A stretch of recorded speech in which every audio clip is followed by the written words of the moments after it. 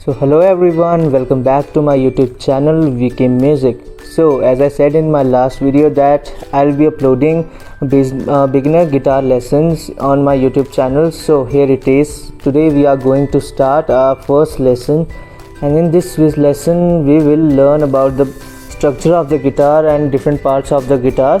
So let's get started. So सबसे पहले हम बात करें गिटार की. गिटार एक 6 स्ट्रिंग इंस्ट्रूमेंट होता है. मोस्ट ऑफ द गिटार्स में 6 स्ट्रिंग्स ही होते हैं, चाहे वो इलेक्ट्रिक हो या अकूस्टिक. इसके अलावा 12 स्ट्रिंग गिटार्स भी होते हैं, देन 4 स्ट्रिंग गिटार्स भी होते हैं, उसे हम बेस गिटार बोलते हैं. So as you can see this is my guitar Fender SA105CE. This is an electro acoustic guitar as we can plug it in to the amplifier or speaker.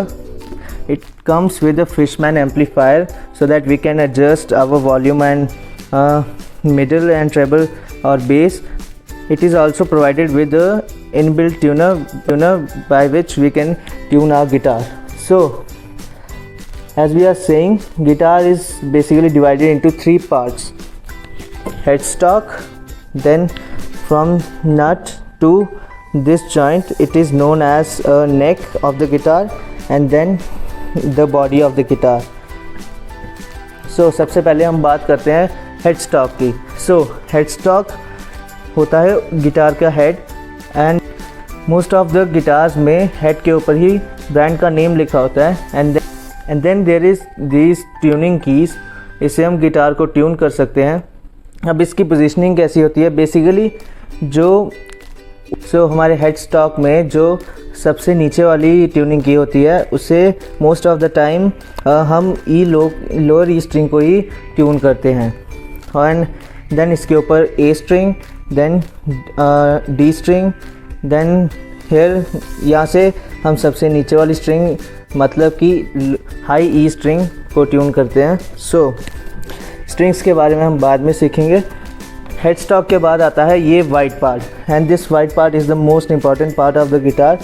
As ये white part बहुत important होता है हमारे guitar के लिए, क्योंकि हमारी जो स्ट्रिंग्स बजती हैं वो इसी वाइट पार्ट की वजह से बजती हैं, क्योंकि ये वाइट पार्ट फ्रेट और स्ट्रिंग्स के बीच में थोड़ा डिस्टेंस ला देती है, जिसे हम गिटार एक्शन बोलते हैं, जिसकी वजह से हमारी स्ट्रिंग्स मतलब स्ट्रम हम कर पाते हैं, जिसकी वजह से हमारी गिटार में से वॉइस आती है. अगर ये बिल्कुल ही साथ में जुड़ी हो तो गिटार की साउंड नहीं आएगी. देन उसके बाद आ जाता है this part of the guitar from the nut to the this joint. हम इसे बोलते हैं नेक ऑफ द गिटार. उसके ऊपर जो ये लगे हैं इसे हम बोलते हैं freight. So most of the guitars में, जैसे जंबो साइज़ गिटार्स हो गई या फिर 40 इंच गिटार होगी, उसमें 20 या 21 फ्रेट्स होते हैं. जो 38 या 36 इंचेस गिटार होते हैं उसमें 18 फ्रेट्स भी होते हैं, उसमें फ्रेट्स कम होते हैं. Then there comes fret marks. So fret marks कुछ नहीं होते, मतलब ये हमारे यहाँ पे जैसे हम देख सकते हैं ये वाइट डॉट, इसे फ्रेट मार्क्स बोलते हैं. अब किसी गिटार में ये 5th फ्रेट से स्टार्ट होते हैं, किसी में ये 3rd पे हो जाते हैं. मेरी वाली में 3rd पे स्टार्ट है. सो ये होता है ये 3rd स्ट्रिंग पे, 5th पे, 7th पे, 9th पे, एंड देन उसके बाद 12th फ्रेट पे. अब आप देख सकते हैं कि 12th फ्रेट पे 2 मार्क्स होते हैं. अब ऐसा क्यों? जब जो 12th फ्रेट होता है उस पर 2 मार्क्स होते हैं ताकि हमें पता चल जाए कि ये 12th फ्रेट है. देन उसके बाद ये 15th freight and 17th freight and so on. हमें ये कई गिटार के साइड्स पे भी दिए होते हैं, जैसा कि आप देख सकते हैं यहाँ साइड पे भी वाइट मार्क्स दिए होते हैं, ताकि जब हम इस पोजीशन में प्ले कर रहे हो तो हम साइड पे ऊपर से देख सकें. ऐसे करके देखना थोड़ा डिफ़िकल्ट हो जाता है, इसलिए. देन उसके बाद हम बात करेंगे साउंड होल की. So this is called the sound hole. अब हमारी जो अकूस्टिक गिटार होती है वो अंदर से खाली होती है, मतलब हॉल होती है. सो जब हम गिटार की स्ट्रिंग्स को प्ले करते हैं तो जो साउंड वाइब्रेट होकर आती है वो अंदर से ही वाइब्रेट होकर आती है. इसके बिना हमारी गिटार की कोई साउंड नहीं आती. आप इलेक्ट्रिक गिटार्स में देखते हैं उसमें साउंड होल नहीं होता, और हम उसको बिना एम्पलीफायर के प्ले भी नहीं कर सकते, क्योंकि उसकी आवाज़ बहुत कम आती है, क्योंकि उसमें साउंड वाइब्रेट नहीं होती. सो अब हम बात करेंगे ब्रिज की. तो मैक्सिमम ऑफ द गिटार्स में ब्रिज वुड का ही बना होता है. कई जो थोड़ी चीप गिटार्स होती हैं उसमें प्लास्टिक का भी होता है, बट हमारी वाली में वुड का है। And now we are going to talk about guitar bridge. अब मोस्ट ऑफ द गिटार के ब्रिज वुड के ही बने होते हैं, बट कुछ चीप गिटार के ब्रिजेस प्लास्टिक के भी बने होते हैं। सो ये जो आप देख रहे हैं 6 हैं, इसे हम गिटार ब्रिज के पिन्स बोलते हैं और ब्रिज पिन्स बोल सकते हैं। हम यहाँ पे होल्स होते हैं, हम गिटार के लोअर पार्ट को इसमें डालते हैं, ऊपर से पिन लगा देते हैं ताकि गिटार स्ट्रिंग्स स्टेबल रहें।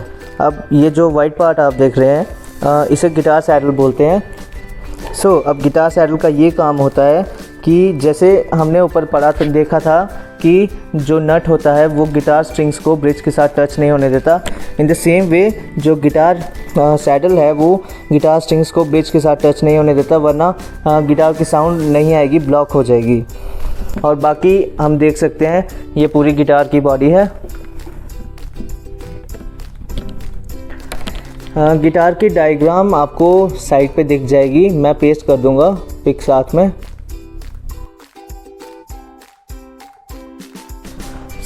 आज के लेसन के लिए इतना ही। अब नेक्स्ट लेसन में मैं बात करूंगा कि गिटार्स के स्ट्रिंग्स के नेम और उसे याद करने का एक फार्मूला बताऊंगा, एंड हम कुछ कॉर्ड्स सीखेंगे, basic beginner chords. Till then good bye. अगर आपको वीडियो पसंद आई तो लाइक कीजिए and subscribe my channel for the more guitar lessons.